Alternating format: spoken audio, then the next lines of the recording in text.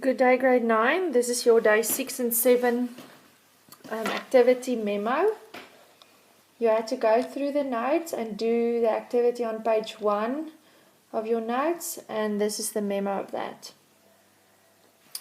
Okay, number 1 is about multiplying out brackets. So it's going to be 3 and in brackets x plus 2 minus x plus 1. So when I have something in front of a bracket, I need to multiply it in with everything inside. So it's 3 times x is 3x, 3 times positive 2 is plus 6. Then I actually have a negative 1 in front of that bracket. So I multiply that in. Negative 1 times x is negative 1x, and negative 1 times positive 1 is negative 1.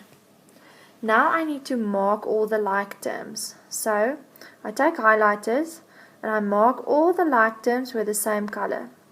I always say that like terms have the same surname. So that means whatever stands behind the number is its surname. So it has to have exactly the same surname to be family and to be added and subtracted. So that 3x and the negative 1x, or just negative x, they have the same surname. And the 6 and the negative 1 have the same surname. They have no surname actually. So that's the same. So now I have 3x minus x is positive 2x, and plus 6 minus 1 is plus 5. Now I stop right there. I don't do anything else. Please also remember, when you subtract x's and x's like 3x minus x, the surname stays the same. It stays 2 x's. And then I cannot add 2x and 5 because they don't have the same surname. They are not like terms. So I cannot add them. So it's 2x plus 5. It just stays like that. Number 2.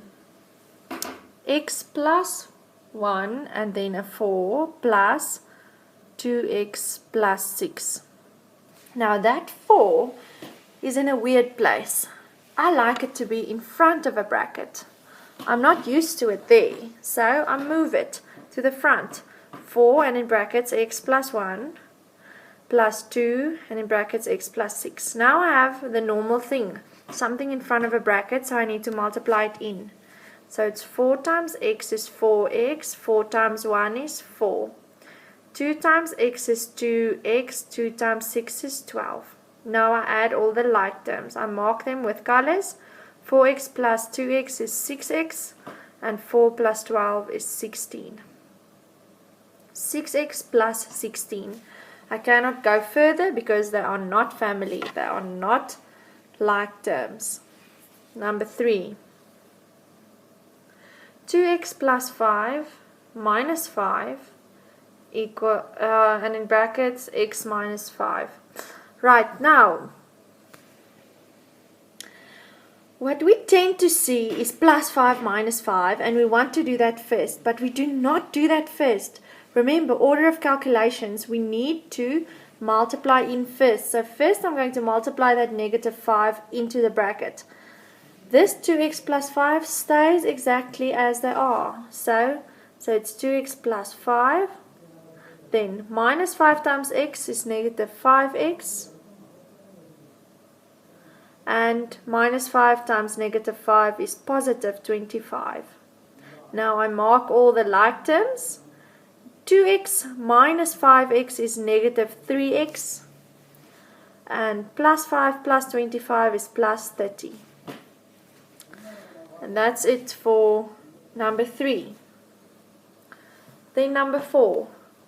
4x plus 2 and in brackets x plus 4 minus 4 and in brackets x minus 2.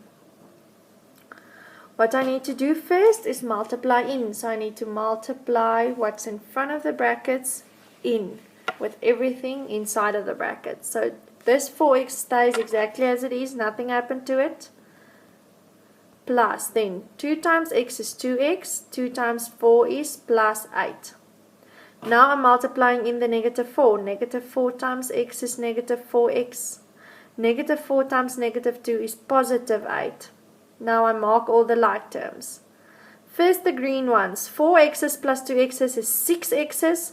Minus 4x's is 2x's. Then plus 8, the yellow ones, gives me plus 16. Number 1.2. This is about square roots and cube roots. So the first one, number 1, is the square root of 144 x squared y to the power 4. Now, when things are standing right next to one another like that, it means that it's multiplied with one another. So when I have everything multiplied under a square root, I can get the square root of each thing separately. So I get the square root of 144, which is 12, then the square root of x squared. If I don't know what that is, I can think of it this way. The number here in front of the square root is 2. That's the number that we don't actually write. Then I take this power and I divide it by 2. So it's going to be 2 divided by 2 is 1. So it's x to the power 1, or just x. Then this 4 gets divided by 2. 4 divided by 2 is 2. So it's y to the power of 2, y squared. That's it. That's the answer. Number 2. The square root of 81 x to the power 7 y to the power 4x. And everything under a square root. First I'm going to see if I can multiply anything under the square root.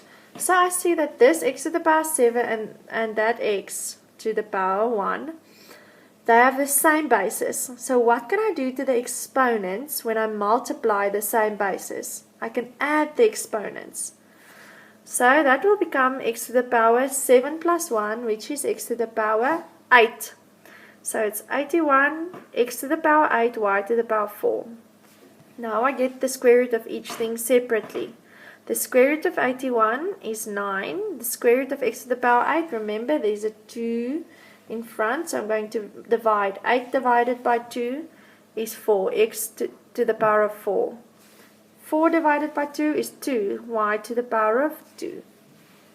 So that's the answer, 9 x to the power 4, y to the power 2. Number 3. The square root of 25 plus the square root of 16. I get each square root separately. Square root of 25 is 5. Square root of 16 is 4. 5 plus 4 is 9. That's easy enough. Number 4. The square root of 0,16. When I have the square root of a decimal number, I first have to make it a common fraction. So to make 0,16 a common fraction, I see that it has 2 places after the comma. 2 places after the comma means that it's over 100. So it's going to be 16 over 100. The square root of 16 over 100. When I have the square root of a fraction, I can get the square root of each of the numbers separately. So it's going to be the square root of 16 over the square root of 100. I don't need to write that step out. I'm just writing it out for explanation. So the step that you can leave out is this one. But now I'm getting the square root of 16. Square root of 16 is 4 and the square root of 100 is 10. Now to get that back to a decimal number, it's 1 place after the comma because it's over 10. And that's 0,4. Number 5. The cube root of 8y to the power of 9. Okay, the cube root of 8 is 2. And then I divide that 9 by 3. 9 divided by 3 is 3. So it's 2y to the power of 3. Number 6. The cube root of 40 plus 24. First I have to add the numbers below the cube root, because I cannot get them separately because of that plus there. Cannot get the cube root of 40 and the cube root of 24 separately because of the plus. I first need to add them. The square root of 40 plus 24 is 64. The cube root of 64 is 4. You have to know that by heart. Then number 7, the cube root of 0,125. This is again a decimal number. So what do I have to do again? When we did it at number 4, we first took it to a common fraction. So 0,125 is 3 places after the comma, which means it's over 1,000. So it's going to be the cube root of 125 over 1,000. Then I get the cube root separately, the cube root of 125 over the cube root of 1,000. The cube root of 125 is 5, and the cube root of 1,000 is 10. To write that back to a decimal number, I am going to write 0,5, 1 place after the comma because of that 10. It's over 10. Because it's over 10, it's 1 place after the comma, 0,5. And that's it for your day 6 and 7.